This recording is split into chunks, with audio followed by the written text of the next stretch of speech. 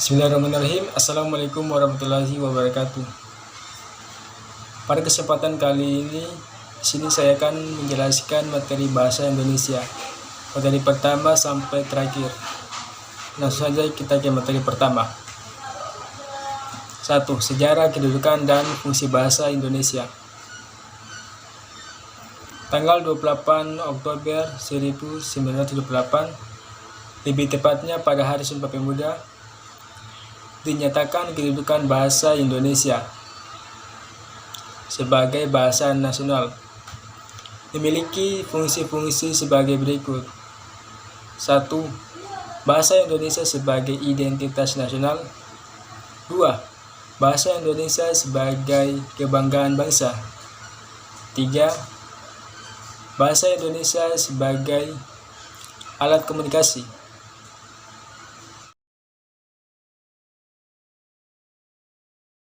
Oke, kita lanjut ke materi yang kedua, yaitu PUEBI.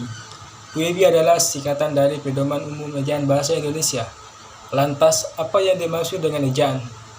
Menurut KBBI, ejaan adalah aturan dalam penggambaran bunyi-bunyi dari kata atau kalimat dalam bentuk tulisan atau huruf-huruf, serta aturan dalam penggunaan tanda baca. Biasanya, ejaan memiliki 3 aspek, yaitu fonologis, morfologis, dan sintaksis. Dari pengertian ejaan di atas, kita tahu bahwa PUEBI adalah pedoman yang digunakan secara resmi dan formal dalam penulisan bahasa Indonesia. Pedoman tersebut berisi aturan dalam penggambaran bunyi suatu kata atau kalimat dan penggunaan tanda baca. Apa itu fungsi PUEBI? Bisa dikatakan bahwa PUEBI ini berfungsi sebagai sebuah petunjuk atau pedoman yang akan membuat kamu bisa membuat tulisan bahasa Indonesia dengan baik dan benar. Dengan menaati PUEBI, maka tulisanmu akan lebih mudah dipahami oleh pembaca. PUEBI adalah pedoman ejaan bahasa Indonesia, pengganti ejaan yang sebelumnya, yaitu EYD. Lalu, apa perbedaan EYD dan PUEBI? EYD adalah pedoman yang lama, sedangkan PUEBI adalah versi barunya. Bisa dikatakan PUEBI adalah pedoman terbaru pengganti dari EYD, sehingga sekarang EYD sudah tidak berlaku lagi.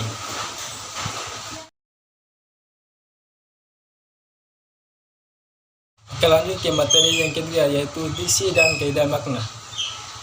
Diksi adalah pemilihan kata yang tepat untuk menyampaikan maksud yang diinginkan. Dengan begitu, lawan bicara akan lebih mudah mengerti apa yang kamu sampaikan. Diksi sangat berguna dalam penulisan karya tulis seperti puisi, novel, laporan, dan lain-lain. Tujuan dan fungsi diksi adalah untuk memperoleh keindahan guna menambah daya ekspresivitas sebuah kata. Tentunya akan lebih jelas jika pilihan kata yang digunakan tepat dan sesuai. Ketepatan pilihan kata bertujuan agar tidak menimbulkan interpretasi yang berbeda antara penulis atau pembicara dengan pembaca atau pendengar. Sedangkan kesesuaian kata bertujuan agar tidak merusak suasana. Hal ini juga berfungsi untuk menghaluskan kata dan kalimat agar terasa lebih indah. Diksi adalah pilihan kata yang berfungsi untuk mendukung jalan cerita agar lebih runtut, ke mendeskripsikan tokoh lebih jelas, mendeskripsikan latar waktu, latar tempat, dan latar sosial dalam cerita tersebut. Lanjut, fungsi diksi. Selain beberapa tujuan penggunaan diksi yang telah disebutkan, masih banyak lagi fungsi diksi yang perlu kamu ketahui. Fungsi diksi adalah sebagai berikut. 1. Membuat komunikasi menjadi lebih efektif. 2. Menciptakan komunikasi yang baik dan benar. 3. Menciptakan suasana yang tepat. 4. Mencegah perbedaan penafsiran. 5. Mencegah salah pemahaman. Dan yang terakhir 6. Pencapaian target komunikasi lebih efektif.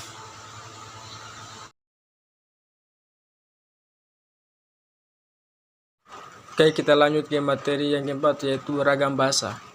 Pengertian ragam bahasa Indonesia menurut Baseman. Ragam bahasa adalah variasi bahasa menurut pemakaian yang berbeda-beda. Menurut topik yang dibicarakan, menurut hubungan pembicara, kawan bicara, orang yang dibicarakan, serta menurut medium pembicara. Namun, penggolongan di atas tidak dapat mewakili dari keseluruhan bahasa. Seperti contoh apabila ditinjau dari media atau sarananya, ragam bahasa terdiri dari 1. Ragam bahasa lisan, 2. Ragam bahasa tulisan. Ragam bahasa lisan merupakan bahasa yang dihasilkan melalui alat ucap dengan fonem sebagai unsur, sedangkan ragam bahasa tulisan merupakan bahasa yang dihasilkan dengan menggunakan tulisan atau rangkaian huruf sebagai unsurnya. Oke, kita lanjut ke bagian fungsi ragam bahasa. Adapun ragam bahasa Indonesia memiliki fungsi sebagai bahasa nasional. Fungsi-fungsi tersebut adalah 1. Menyatukan berbagai bahasa di Indonesia. 2. Simbol kebanggaan nasional. 3. Simbol identitas bangsa. 4. Pemersatu antar kelompok atau etnis. 5. Alat pemersatu adat dan budaya antar daerah. Selain itu, bahasa Indonesia juga digunakan sebagai bahasa negara. Fungsi dari bahasa negara adalah 1. Bahasa resmi negara.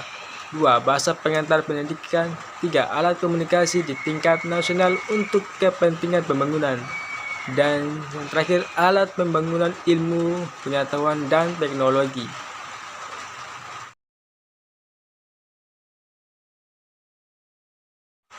Oke, kita lanjut ke materi yang kelima adalah pemilihan dan perluasan kalimat. Pengertian kalimat adalah satuan bahasa berupa kata atau rangkaian kata yang dapat berdiri sendiri dan menyatakan makna yang lengkap. Kalimat adalah satuan bahasa terkecil yang mengungkapkan pikiran yang utuh, baik dengan cara lisan maupun tulisan.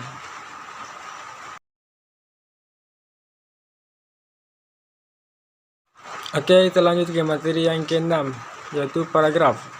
Pengertian paragraf adalah suatu gagasan yang berbentuk serangkaian kalimat yang saling berkaitan satu sama lain. Nama lain dari paragraf ialah wacana mini. Kegunaan dari paragraf adalah untuk menjadi penanda dimulainya topik baru dan memisahkan gagasan-gagasan utama yang berbeda. Kita lanjut ke bagian fungsi paragraf. Paragraf memiliki banyak fungsi. Di antara sekian banyak fungsi paragraf, di antaranya 1. Paragraf dalam suatu kalimat dapat menjadi pengantar ide, isi kalimat, dan kalimat penutup dan tulisan penulis.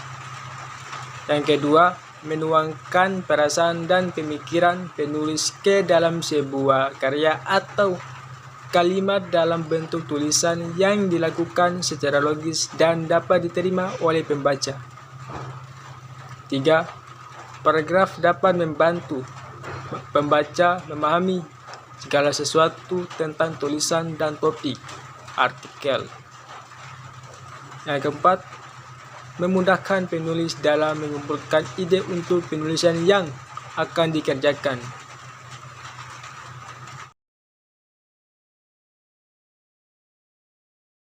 Oke, baik. Di sini saya akan melanjutkan materi selanjutnya, yaitu tentang surat. Pengertian surat adalah sarana komunikasi untuk menyampaikan informasi tertulis oleh suatu pihak kepada pihak lain dengan tujuan memberitahukan maksud pesan dari si pengirim. Informasi yang diberikan di dalam surat berupa pengantar, pemberitahuan, tugas, permintaan, perjanjian, pesanan, perintah, laporan, dan putusan. Baik, lanjut ke bagian tujuan menulis surat. Tujuan dari penulisan surat tentunya adalah sebagai sarana komunikasi atau pemberian informasi yang disampaikan oleh pembuat surat kepada penerima oleh penerima surat. Tujuan penulisannya tentunya menyampaikan maksud yang diberikan dari pihak pengirim ke penerima atau sebagai bentuk hubungan kerja antara suatu perusahaan, Lanjut ke bagian fungsi surat. Sarana komunikasi, bentuk kerjasama media, penyimpanan alat bukti, tertulis sebagai pedoman kerja.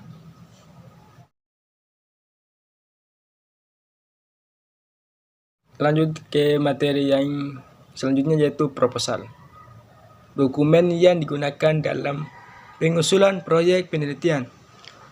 Lingkup pengusulan proposal penelitian berada di dalam bidang sains atau akademik. Tujuan penulisan proposal. Penelitian umumnya sebagai permintaan untuk mencari dana penelitian dari sponsor. Oke, lanjut ke bagian jenis proposal. Berdasarkan tujuan: 1. Proposal penelitian, 2. Proposal kegiatan, 3. Proposal bisnis, dan 4. Proposal proyek.